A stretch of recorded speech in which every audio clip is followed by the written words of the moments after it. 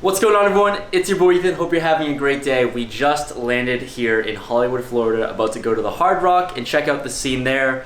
The next series of videos are going to be really fun and bangers. I can't wait to see what it's like. We haven't gone yet, but we'll see how it goes. We don't have filming permission yet there, so we're trying to figure out as we go. So hopefully the videos will be nice. Hopefully we don't get caught filming. But anyways, these videos are going to be really fun, so be on the lookout for this one and the future ones coming up. So let's get into it. Let's try to run good in these games.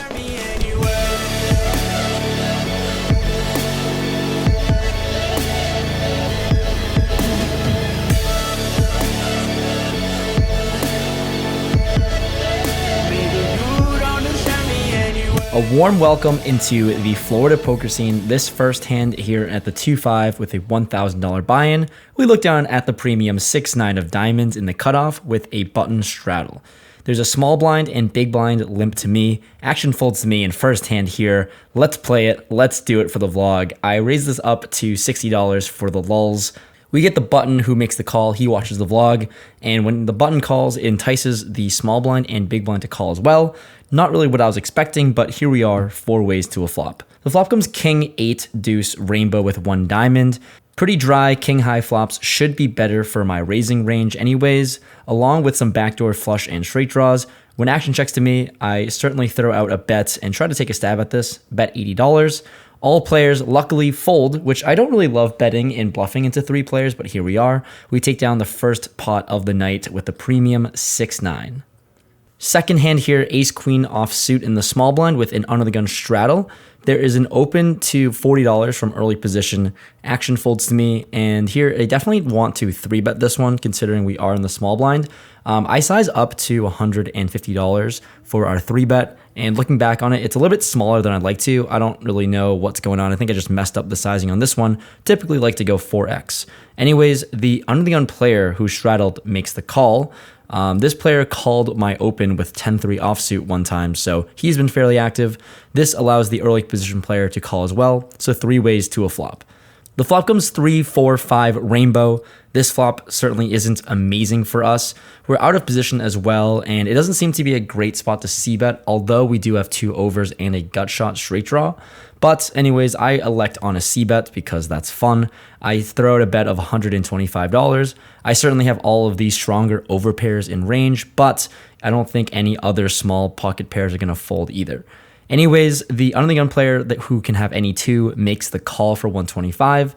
Now the early position player throws out a bet, and it's a raise for his whole stack of $400-ish total.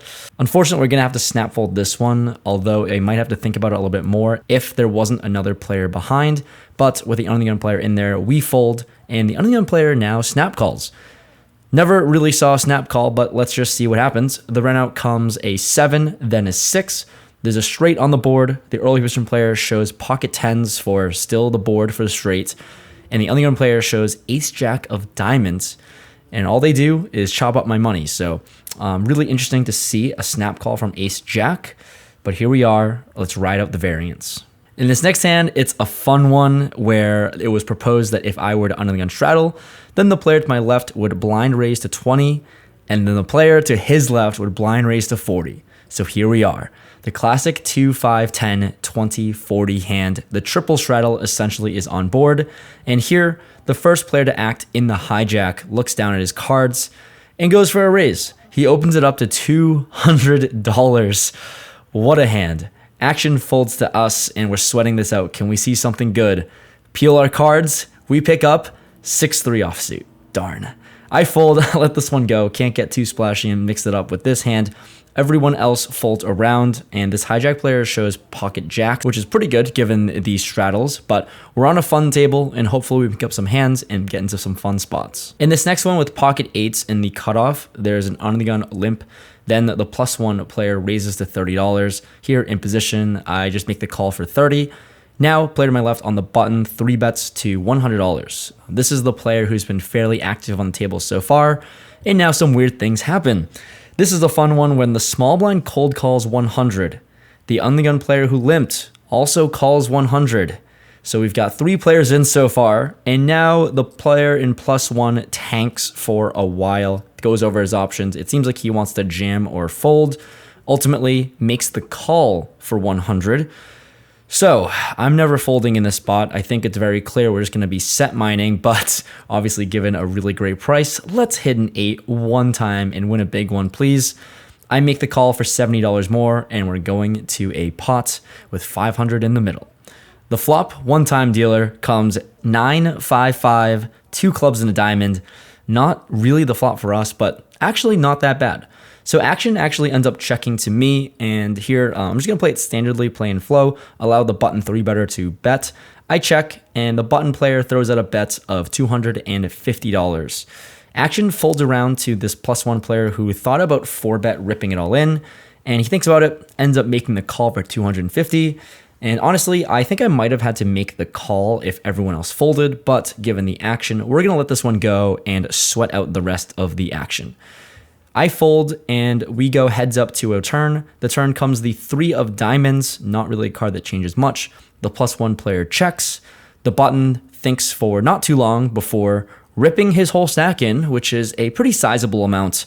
Now the +1 player thinks, makes the call. Oh boy, big pot brewing. The river is inconsequential, and the button player shows ace-jack offsuit for ace-high. +1 shows pocket jacks, and pocket jacks is going to scoop. What a monster, ridiculous hand. I guess we're ready to strap in for this session and try to hold on for dear life. In the following spot, we pick up pocket 10s in the small blind, and there's an under the gun straddle. The +1 player first to act opens it up to $30. We get the cutoff and button to make the call, and here, given that we are in the small blind and given that the effective under the gun player raised pre-flop, I definitely could just flat call, but I feel very incentivized to 3-bet this and take down all the dead money in the middle. So with that said, I decide to put in a 3-bet and size up to 200. Action folds to the under the gun +1 player who opened. He actually folds, which is really nice, and action folds back to this cutoff player, and he tanks for a while. Not sure what he's thinking about, but he thinks that 200 is a good price to call, so tosses in 2 black chips. He covers my stack. The button gets out of the way, and we might play a big one. Heads up, out of position in the 3-bet pot. The flop comes queen, jack, 9, 2 clubs. So this is an okay flop. Given how this player played it pre-flop, I feel like I'm either way ahead or I have pretty good equity against any pair. I don't know if he's really going to be calling off a massive 3-bet with queen jack offsuit or maybe queen jack suited, I guess. Either thinking I'm way ahead or have good equity since I am open-ended here, I decided to check, and this player snap checks back. The turn comes a deuce. It's a total blank, and although I feel confident about my hand now given the action, I don't think we can get much value if we were to bet out here. I think we just only value own ourselves. So I decided to check, and once again, he snap checks. The river is a 4, so total brick run out, and we're definitely 100% confident we're ahead, but if we were to bet, we're not really going to get called by much regardless. So I check. Maybe he wants to be ambitious and bluff at this, and nope, this player just checks it back. We show our hand, pocket 10s, and take it down. After a lot of action pre-flop, it just checks it all the way down, which is I'm happy to do on this kind of a flop. Happy to take this one down and win $200. Here we pick up ace-5 offsuit on the button. There's an under the gun player who limps and action folds to me. I think I can go either way with this facing this limp. Certainly we're going to be opening if everyone folded, but I decided to raise this one to $25, really just trying to target the under the gun limping range. But the big blind player who's been active, this is the player who had ace-jack both times in those big hands. He makes the call, and the under the gun player calls as well. So going to a flop which comes king, 9, 5, 2 spades, and a heart. Action checks to me with bottom pair, top kicker. I think we can go either way for sure, but obviously we don't love checking too often. We are definitely more of a betting person. So I throw in a C-bet of $30, pretty much just to protect bottom pair if that's even a thing. We get some information as both players make the call. We're not too confident in our hand anymore. Anyways, still 3 ways to a turn, which comes the 3 of hearts, brings in 2 flush draws now, and when action checks to me, I essentially have third pair, not really going to do anything but check this one back. The river is now the ace of spades. Really interesting as the front door flush gets there, and for a third time, action checks to me. Definitely have to go for value with 2 pair in this instance, so I decided to throw out a bet of $75, just trying to get maybe some aces to call or king X's to call. The big blind folds, gets out of the way, and now this under the gun limper puts in a check raise, which we really didn't want to see. He check raises 3x to a sizing of $250. And now, not really loving the spots and really not ideal against someone who I've seen check all 3 streets with a boat in a previous hand before, and he was trying to slow play. So I'm not sure how often I'm good in this spot, especially when I lose to a lot of flushes. Sets don't really make a whole lot of sense, but this line check raising the river seems like such an underbluff spot where I feel like I'm just beat here. Trying to find combinations that I lose to. We lose to ace-9. We really don't see any worse 2 pairs playing this way. So I think about it for a while, and honestly, given the action, I think I'm beat here. So I decided to make, I guess, what you can call a nitty fold, because I think sometimes you'd have to defend this with 2 pair, but exploitatively in such an underbluff spot, we let this one go with 2 pair. When I fold, this player shows the table an 8 of clubs. So that is really the card that shows us that we folded the winner. So like I said, given that we did have 2 pair, I think we do have to defend and call here sometimes. But to be honest, I thought his check raising line on the river was exploitable enough to fold this one. I guess not. So after poorly playing that ace-5, we pick up another wheel ace, ace-4 of spades in the small blind, this time 7-handed. There's an undergun open to $20. There are 3 players who call to me.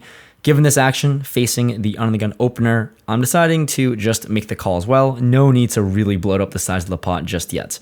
That entices the big blind to make the call, so going to a flop 6 ways. The flop comes 6-3-3 rainbow, and interestingly enough, action checks around here, so we're going to see a free turn, still 6 ways to a turn.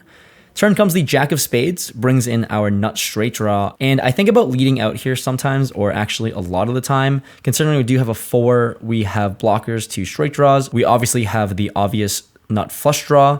Along with that, I think we have the most 3s in range, given how it's played, but I decide on a check. Now action checks back to the button player who's closing out the action. He bets $60. Which is really interesting because I don't see how he has any 3s in range given action checked all the way through on the flop. So I think we can apply pressure on a lot of Jack X holdings and bluff many rivers considering we do have good equity. So I decided to put in a check raise to $225 as I am the player who have the most 3Xs, I think. And now action folds really quickly back to the button. And it looks like our plan is going to work out. He just might fold. But nope, he now rips his entire stack in for about $900. So close to getting my check raise through. So bad that he has to rip in $675 more for us. We're not going to be calling this one, unfortunately. We're out. This bluff did not work out.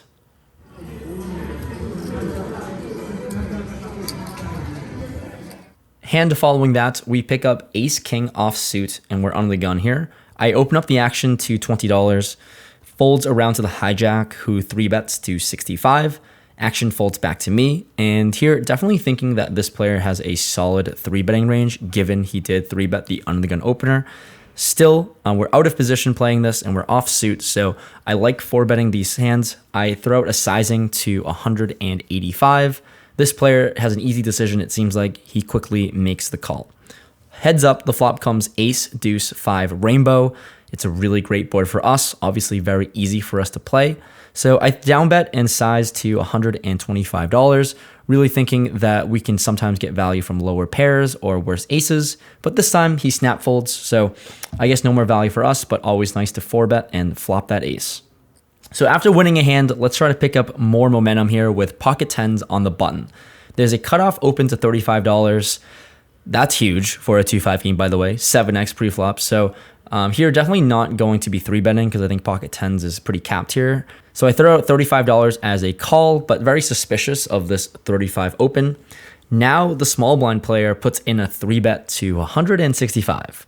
Big blind folds, and surprisingly, the cutoff folds as well, so I'm not sure what's going on anymore. It seems like the small blind player has a really strong hand given the large cutoff open sizing, and this player's out of position, and he 3-bet us still. Still with pocket 10s, definitely can lean towards a fold a lot of the time, but it seems a little too exploitable to do so. So we decided to make the call and try to figure things out and navigate a flop. Here in position, the flop comes 7, 8, 9 rainbow. At this point, it is pretty good for us.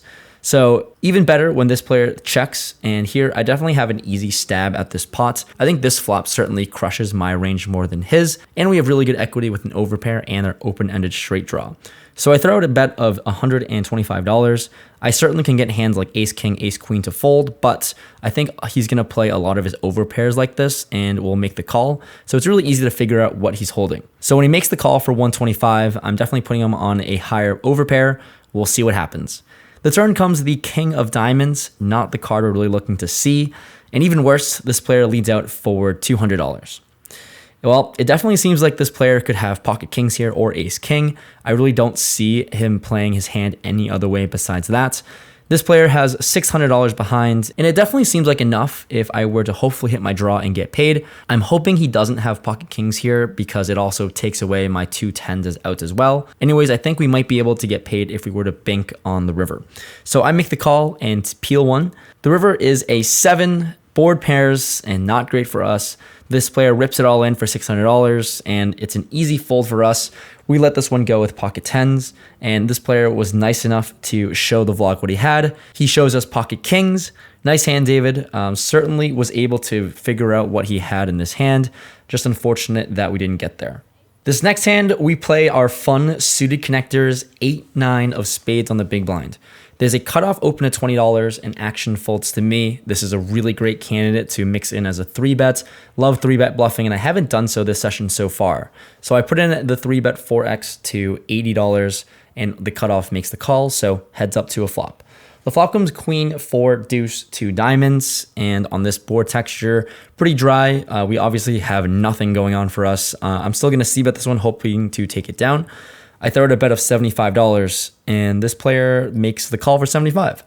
So we'll see a turn here. The turn comes the 4 of clubs, and I'm not really loving this. I have 9 high. I've got nothing. I certainly can continue barreling with aggression here, but I decided to check when the middle card pairs. This player checks it back, so it doesn't seem like he has too much to call with. We'll see what happens on the river.